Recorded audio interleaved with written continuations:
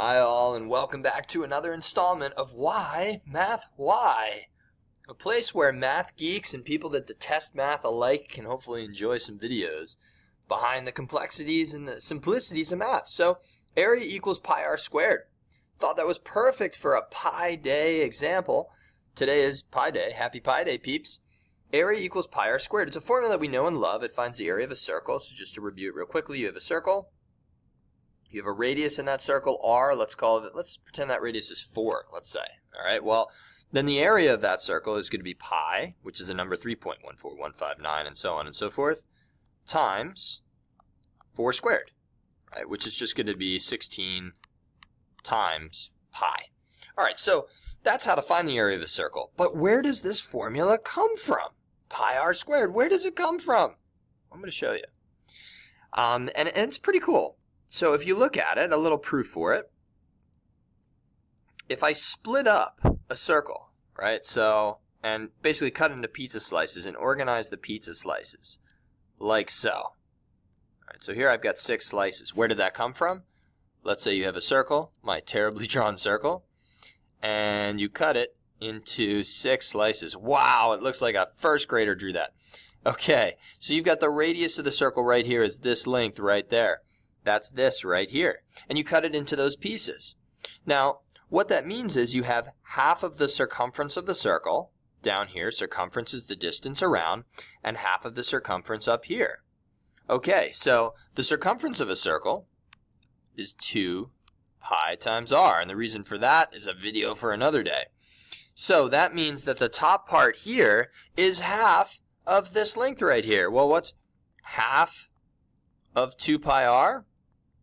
Well, the 2's divide out, and you're left with pi r.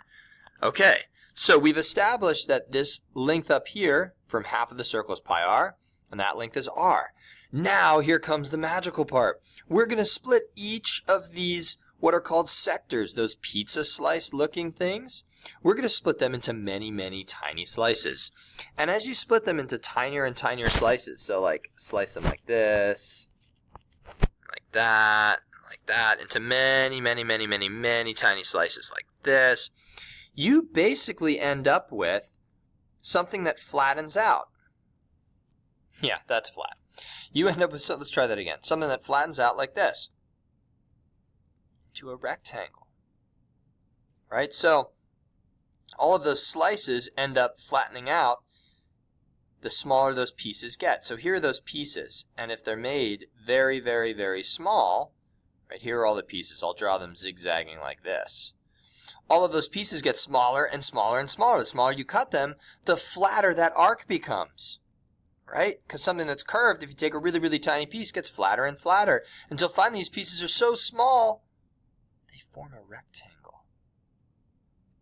And this distance right here is this distance right there. So that's r. That top part is pi r. And what is the area of a rectangle? Well, the area of a rectangle is base times height. The base of this rectangle is pi r. The height is r. When you multiply them, you get area is pi r squared. So what we did again is we cut this circle into many, many tiny pieces, so tiny that we fit them into a perfect rectangle. That rectangle has a base of pi r because that's half the circumference, half of 2 pi r. We multiplied it by the height, which is r, and we get that the area of that rectangle is pi r squared. But that rectangle is made up of all the pieces of the circle. So the area of a circle is pi r squared. And there you have it, a beautiful conceptual proof of why the area of a circle is pi times the radius of the circle squared. Albeit an imperfect video with the squiggle. Sorry about that, peeps. But I hope you continue to math hard and that this is pretty fun for you. I know it was pretty fun for me. See you in the next video.